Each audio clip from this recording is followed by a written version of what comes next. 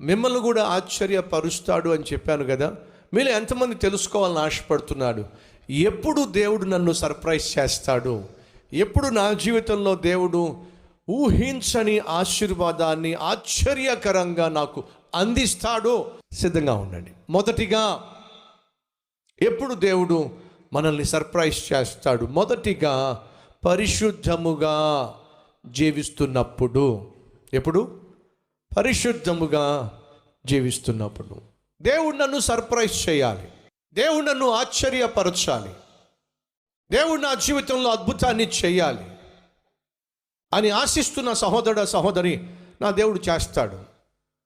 Zechariah Elizabeth జీవితంలో చేశాడు, ఆశ్చర్య కార్యం చేశాడు, ఆశ్చర్యపడే విధంగా ఆశ్చర్య కార్యాన్ని చేశాడు, సడన్గా చేశాడు, ఊహించని సమయంలో చేశాడు, ఊహించని తరుణంలో చేశాడు, ఊహించని విధముగా చేశాడు, సర్ప్రైజ్ చేశాడు. కానీ ఎప్పుడో తెలుసా? వారు పరిశుద్ధముగా జీవిస్తున్నప్పుడు. దేవుడు ఏది చేయమంటే అది చేశారు, దేవుడు ఏది వద్దు అని అంటే దానికి ఫుల్ స్టాప్ పెట్టారు.